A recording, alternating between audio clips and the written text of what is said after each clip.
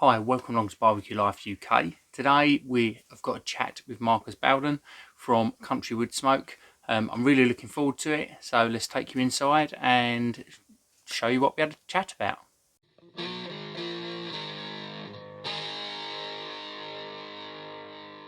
Hi Marcus, how you doing? Hello, buddy. How you doing? Yeah, not too bad, It's a mate. gorgeous sunny day here in Devon, so I'm at my barbecue school. So yeah, all good in the world. The sun's starting to break through here as well. It was a little bit overcast this morning, but it's starting to break through, so Yeah. Oh, nice one. Nice one. Good barbecue weather. it sure is. Yeah. So Yeah. I wanted to ask you, why barbecue? What is it that's brought you into the barbecue scene to begin with? Um, so I was a vegetarian for a long time, for 14 years. And then I started, we moved to the countryside and I just started eating meat. And like we were doing parties for people, and I started doing some barbecues in the summer, my son's birthday and stuff.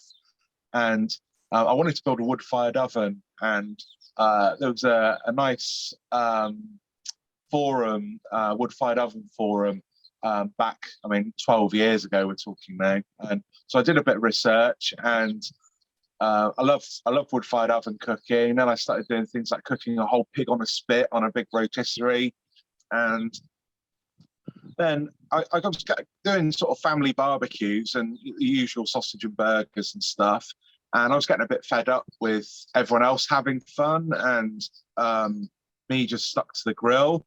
And I started looking at other ways of cooking, like big stuff, and just fell in love with American barbecue at that time. And yeah, I mean that was 10 years ago, and it was wonderful.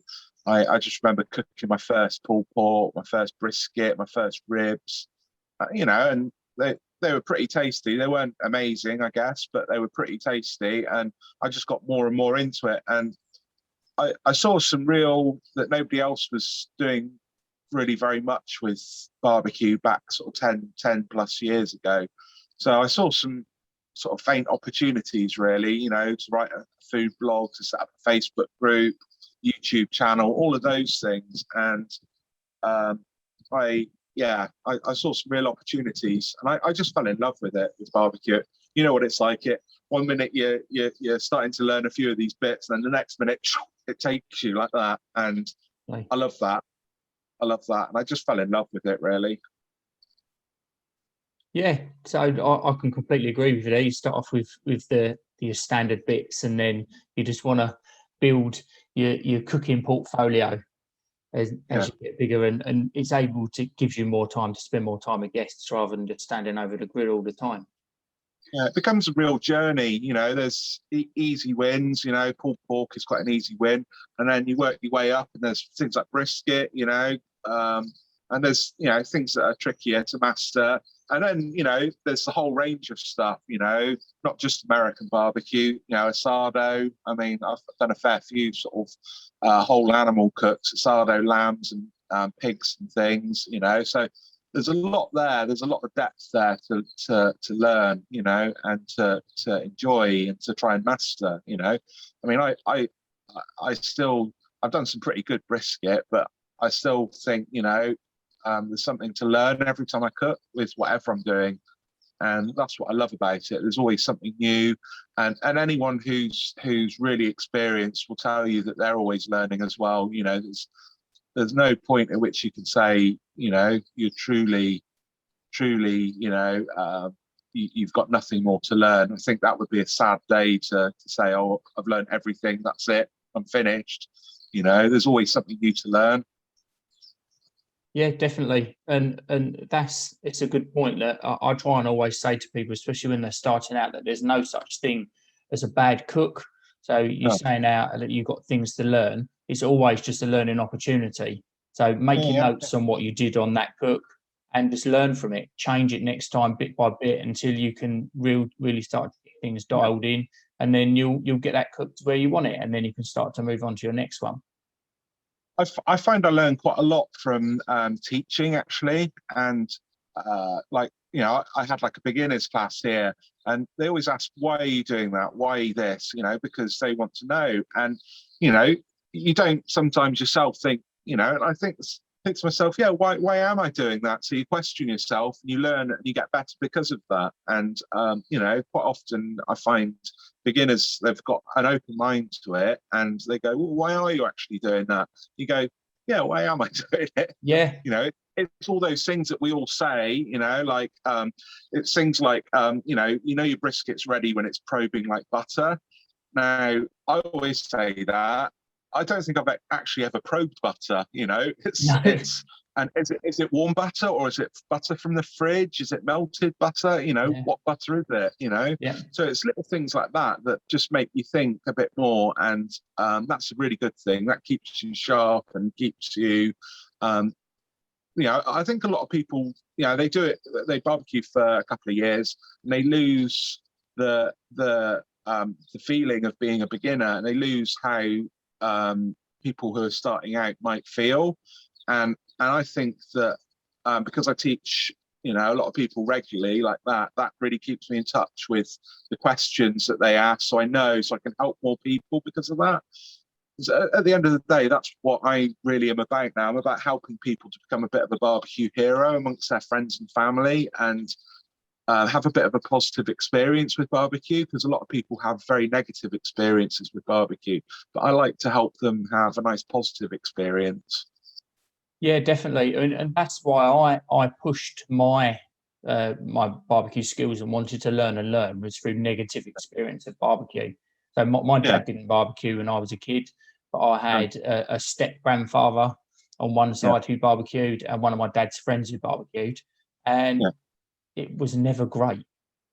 There was always potential to build on it, and that's why from the moment I moved out, I got myself a grill, and I learned two-zone cooking and things like that, and then built on it until I think our generation are the first of some real barbecue, some barbecue heroes, really. I think we had a blank slate there really to write our own story on, and barbecue is definitely becoming more and more popular. I had a class yesterday, a beginners class, and I say the majority were in their 60s and 70s, so they're really keen to learn as well from our generation, which is wonderful because they didn't have that training.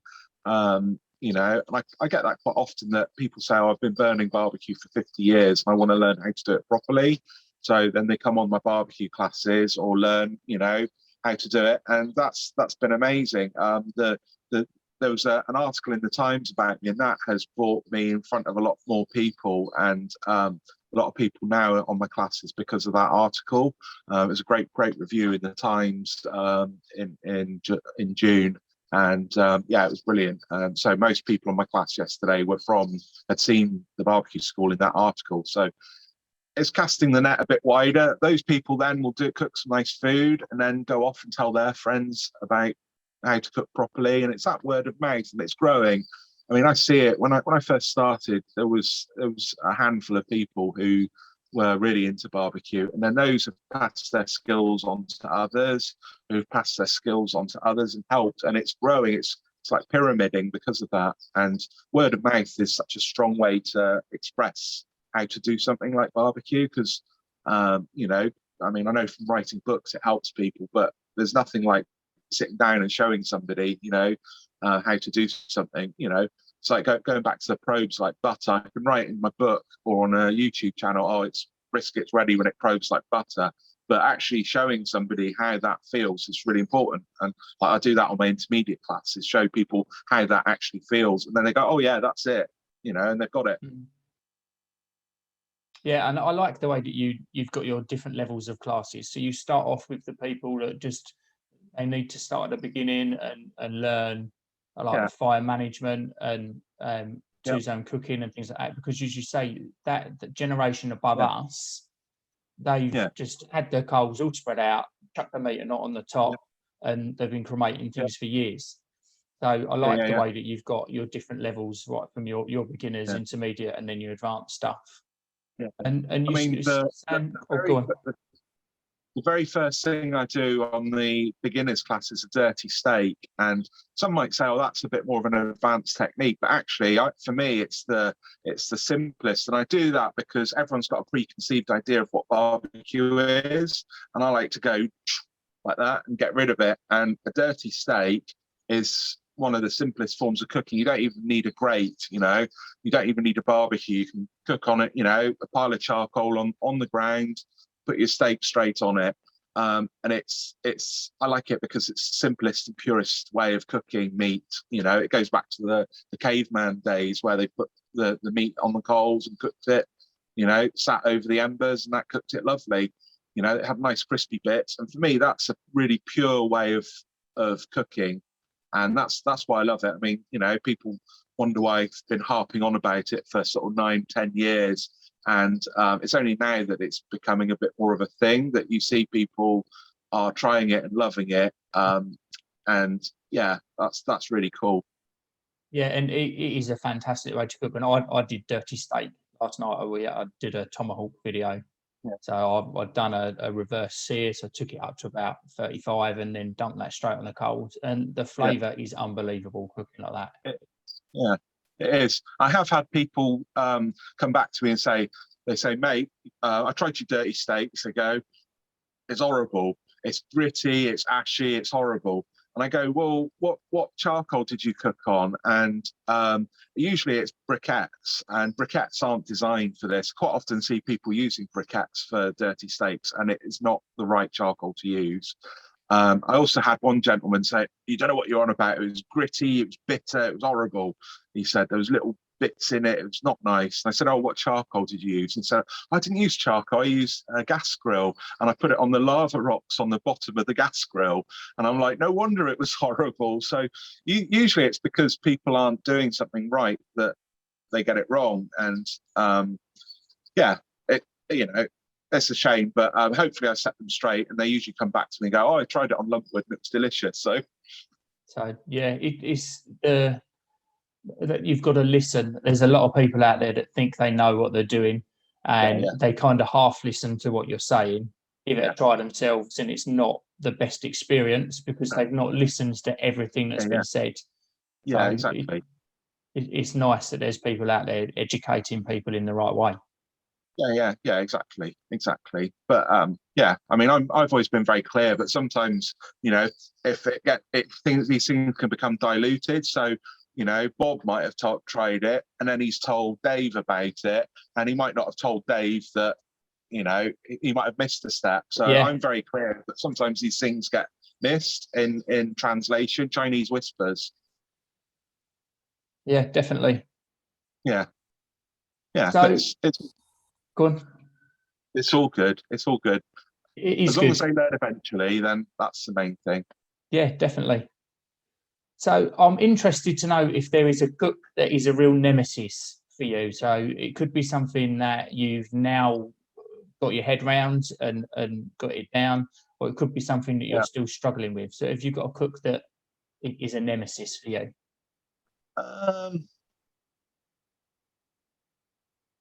Not really. I mean, brisket's always you got that. I mean, I wouldn't say it's a nemesis, but you've always got that moment where you're worrying that it doesn't quite come out as you'd hoped. And I've to broaden my experience, I've tried the worst briskets and I've tried the best briskets, and you'll never make a bad brisket amazing. That's simply, the case. I mean, I've always tried to make things where people struggle, such as the sort of smoke and then braise brisket. That because for a lot of years people couldn't get a decent brisket easily in the UK. So I looked at what they were buying, and it was the rolled brisket from your traditional British butcher, and I worked up a recipe that would make the best out of that, and that helps a lot of people with their first brisket. It's okay. It's not a traditional American full packer brisket style way of cooking, but actually you get something delicious out of it, and it gives people that first bit of confidence, that first taste of having cooked a brisket themselves. So there's nothing really that I'm struggling with. I don't feel that I I have a specific nemesis. I work things I've struggled with over the years. I just work hard to get on top of them and nail them. Yeah. This Yeah, is it. It's as I said before, it's learning from your mistakes. It's yeah, working out what went wrong and changing it yeah, next time and seeing whether you get a yeah, better experience. yeah. I've always been very sort of focused on trying to improve my skills, over the years. And, yeah, I've had briskets that come out and they're not great, a bit dry or whatever. And, you learn from that. But, I think I've got the hang of brisket now, though. So, Definitely. Yeah, and you did a YouTube video a few weeks ago of a brisket, and yeah. it did look absolutely fantastic. Yeah, that was so. Again, that was a nice, lovely organic brisket. It probably wasn't the ideal one for smoking, and I could see it didn't have an awful lot of fat in. Sometimes British briskets don't have an awful lot of fat in them, and can be tough. So, or not tough, but harder to cook. And you have to be careful with that tough word with brisket. Harder to cook. And I could see with this one that it would need a little bit more help. So I've smoked it and then I wrapped it with bone marrow, and it was pretty damn good actually. It was pretty good. It made hell of a difference to the outcome. It kept it a lot juicier, a lot moister. So that was really good. You look at the product in front of you, and I think that's the difference between like beginning and experience. So a beginner will look at something and they'll follow a set way of doing that cook. So they'll have an idea in their head and there won't be any flexibility. Whereas a more experienced cook will say, look, this is going to need a bit of help. I'm going to need to go hot and fast with this, or go a bit slower with this. I'm going to need to cook it a bit more. I'm going to need to, give it a bit of help with some fat or some braise or something. And that's where the experience comes in, is that you can see what you've got in front of you and then play with that, play with the ball you've got. Yeah, definitely. Yeah. So you've moved your barbecue school from your house, and you've now got your custom built location. So what was your reasoning behind that? So it's a really good question, that. So I've been doing it from home for like 5-6 years now, and it's been great. But I can only ever do sort of 4, 5, maybe 6 at a push on a class. And I always loved that sort of intimate feel. Obviously, with COVID, that changed things. My work situation changed with the oil industry job that I had. And I thought to myself, if I'm going to do this, I'm going to do it properly. I'm going to, push this. And doing it for sort of 4 or 5 people wasn't going to work financially for me, really. So I had to step up a gear. I needed more space for my studio stuff, for my content that I do. I needed to have a bit more of a professional space, really, where I could do my classes. And it's quite hard with COVID because you're inviting people into your garden and your home, and they're having to use your bathroom in your house and stuff, and your family are around, and it wasn't ideal, really. I mean, it was great. It allowed me to get started and allowed me to put a line in the sand to make a start. But if I was going to do it, I was going to have to do it properly. And it was funny, though. I mean, COVID's been hard in so many ways, but it also gave me the push. It was like the universe giving me a push, saying, come on, let's see what you got. Let's see what you can do with this barbecue thing. And it's been wonderful as well, because it's supported me as well. It's given me the push, but it said, all right, we'll support you in this decision. And chatting to the guys at this beautiful farm shop here, they had a really good vision on how this barbecue school could be. And I got very, very lucky with that. I looked at a few units, a few little lockups and stuff like that, thinking, what am I going to do here? And this place happened, and I'm very lucky because of that. Yeah, it's a beautiful place, and I've seen a few little tours that you've done on your socials and things of looking around, and it does look really good. And I can't wait to come down and have a look at it face to face. It does I've got Does look pond over that fantastic. side with some ducks and stuff in. I want to get some fish in there. And then I've got some piggies over there.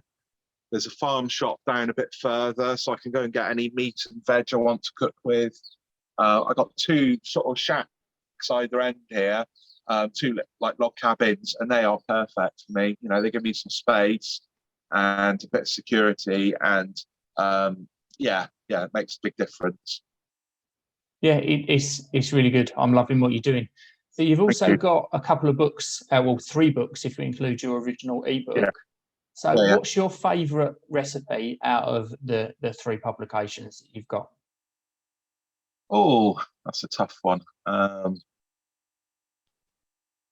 So I love food and fire. So the first one was smoking in the wood pits. That was a bit rough and ready. It was my first foray into a book.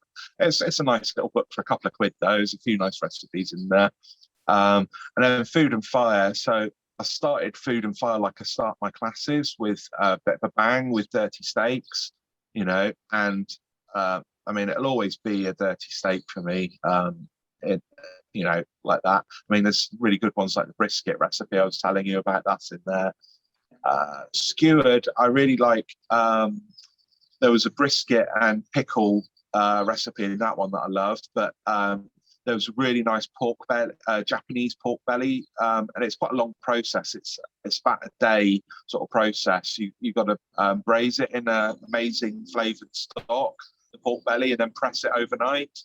And that was pretty delicious. That's fond memories of me for visiting Aberdeen. There was a Japanese grill, I said, that did those amazing pork belly skewers. And the chef and the owner of the restaurant, unfortunately, has had to close it with COVID. But he gave me that recipe because he knew I was very fond of it for the book. So that's a particular fond memory of mine. But there's so many in there that I love. I mean, for me, writing a book, it's me giving a bit of my soul over to people, and you know, I love it when people come back and they say it's like I'm talking to them through the book, and that is it's amazing that I'm very lucky with I'm able to write and project my voice into the recipes, and you know, give a bit of my soul to people as they cook, and that makes a big difference. Rather than just bang, here's a recipe, there's like a story, there's a bit of life to each of the recipes I give.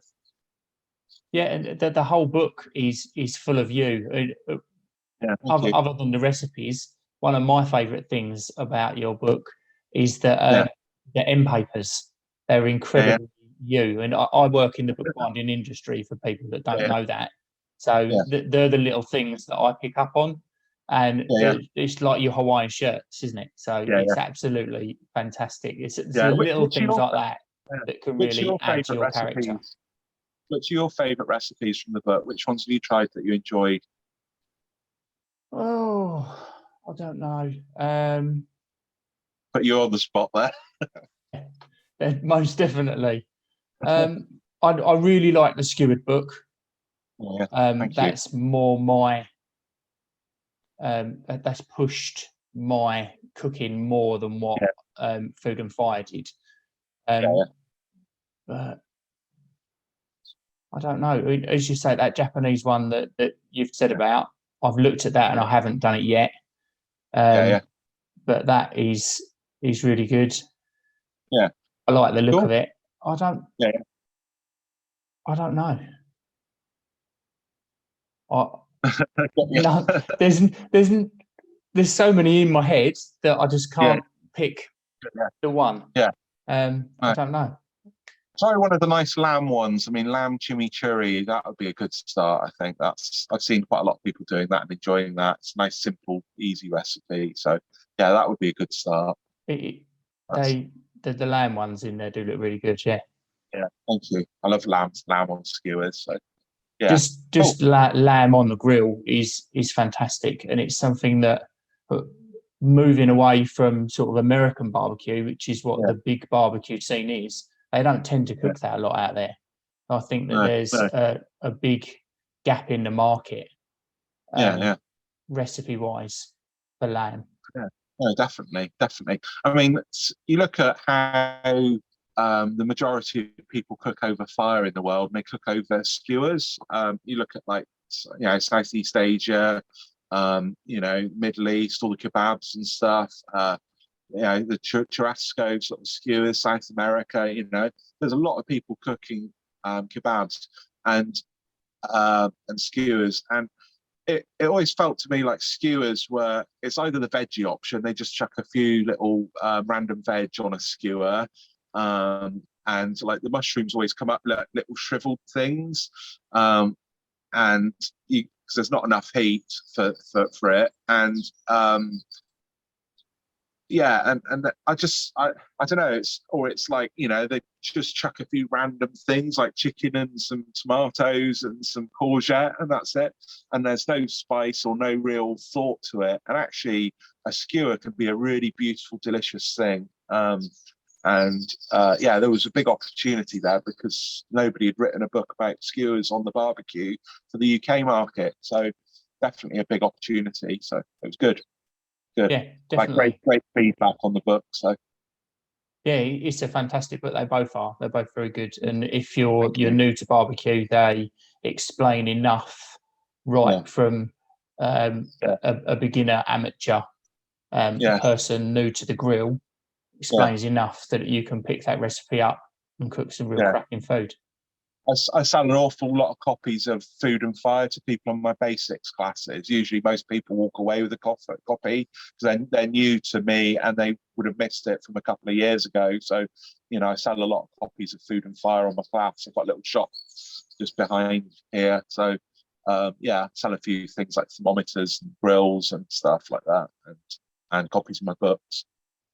So is the publisher pushing you for another book, or are they leaving you alone while you're trying to get the barbecue school really moving forwards? Yeah, they are pushing me for another book because Skewer did spectacularly well. So they are. I probably need a little break from it. It's quite, people think it's just taking a few pictures and writing down a recipe, but actually it's a lot more to it than that. It's quite a process. They'd love me to do another book, but I probably need a little rest from it. It was less than a year ago I was writing Skewered, so yeah. And I know you had to fit Skewered into quite a tight time frame as well, didn't you? So it put a lot of stress on you. It was literally a couple of months I had to write it, and it was very stressful. But I was lucky that they come to me and they said we want another one. So yeah. I know there's a lot of people out there who want to get their first book done, but once you're in and done it and it's doing okay, which Food and Fire did great, then you started the process off. So yeah, it's definitely a good position to be in. Yeah, thank you. So you mentioned a little while ago about working in the oil industry. So I'm presuming that at times you would be out on oil rigs as well as working from onshore. So when you're on an oil rig, are you allowed to take your grill, and did you get to barbecue while you're on a rig? And if you didn't, how much did you miss it? So really good question that is. So I started a lot of my oil industry work sort of in the 90s in off the coast of West Africa, Namibia, Angola, Nigeria, Equatorial Guinea, places like that. And quite often we'd be allowed to fish off the side of the rig, and we'd catch things like yellowfin tuna, dorado, stuff like that. And they quite often had a grill on the back of the rig that it wasn't me cooking on it; it was the chef. So we had this wonderful seafood, and they usually had some good steaks and stuff. So working down there, definitely there was some really good grills. I got some really fond memories of amazing big tuna steaks cooked on the grill and stuff, and prawns as big as my arm, all grilled up. Then in the North Sea, they occasionally have them. Sometimes we catch a few mackerel and stuff. I remember catching mackerel off the rig and grilling those with the chef. It was nice like that. But the majority of times you weren't allowed to, so it was only very rare times that we could. And that was hard because you'd be offshore for a couple of weeks, 2 or 3 weeks, and you'd be sat there and, you know, social media was sort of growing for barbecue. I'd start looking at other people's recipes, thinking, oh, I just want to cook, and missing it quite badly. Sort of, you know, the sort of later years, I was more shore based. So sometimes I'd get to, you know, I had a few friends in Aberdeen, chefs who I was helping out, you know, doing a bit of, you know, menu creation and stuff, and having a bit of barbecue fun with those guys, and a butcher friend of mine up there we did quite a lot with. But yeah, it was quite hard. So I always planned. So I'd get home, I'd be ready and raring to cook, really. So Yeah, I can understand that. I wouldn't want to be away from the grill for too long. No. So my final question to you is, what is next for Countrywoodsmoke? I need to bed in what I'm doing here a bit, and you know, I've only been here 6 weeks, and so I've still got shelves to put up. I've still got I just had a load of boxes with some nice stainless steel table worktops to put together. Obviously, a new book would be at some point, but maybe not this year. I'd love to do something on TV. Really would love, not because I want to be a celebrity chef or something. I want to help more people and reach more people, and TV is a great way of doing that. So yeah, that would be really good. I think sometimes you just got to get settled where you are. I mean, it's been a big change for me, so I just need to be settled where I am, really. What I am looking to do, so every year I get asked in the summer months. Obviously, it's been a funny couple of years, but I get asked to do a lot of shows and like demo at, you know, Meatopia and things. And they're wonderful, and I get asked to do an awful lot, and I have to turn down most of them. I think there's a real opportunity for guys like yourself and other people to step up and start doing some of these shows, to do demos at garden centres.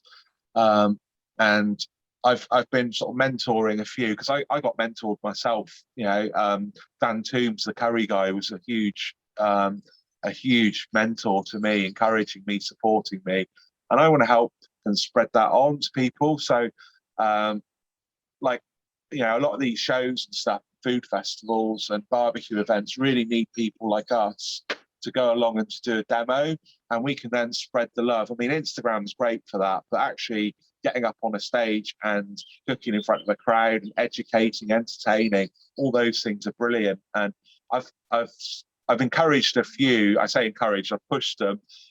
People like Sue Stoneman, Simon Burt, you know, a few other people, to have a go at doing it, and they are absolutely loving it. And I see some of the youngsters doing it as well.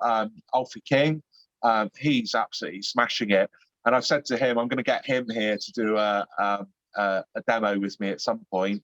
And I just said, would you like to do that? Next thing I know, he's like in his local garden centre, he's in his pub, he's in his garden with his neighbours, demoing how he, and I love that, you know, that go-get-em attitude. Because when I started, nobody was, I had people supporting me, but I went off and did it, all these shows and food festivals and stuff. And I want more people to do that. So I'm going to be setting up a few things to encourage that a bit more and to get people on the first set of the ladder. So if they can stand up on a stage with me and I support them, then there'll be a few opportunities like that. I've got a few things to really, you know, because a lot of these shows don't have many people to contact. You know, there's a few of the regulars, isn't there? You know, there's a few guys like me, you know, who are able to stand up in front of a crowd and do it, but that's it. And we need more people to really front up and to do that and spread the word. It's really good experience to do that. Really good. And yeah, I think there's some good people. It just needs people to step up and say, yeah, I'm going to have a go at that. Yeah. It's definitely something that I'm looking into for the future, and not so distant future. So future coming. We'll put it like that. Hopefully, It's just finding the right place and getting the right people interested, isn't it? I'd say just start and do it. Go to your local garden centre and say, look, can I do a little demo here, and then put it out on social media and say, I'm going to do Yeah. a demo, you know, or get in with a brand and you know, say to them, you know, you want to do some demos. You know, most brands would happily, you know, get you on board, you know. So yeah, Yeah, I've started firing emails. I'm just good. Yeah, feeling the water at the moment. yeah. But yeah, it's It's all definitely good. something I'm interested in doing. Yeah.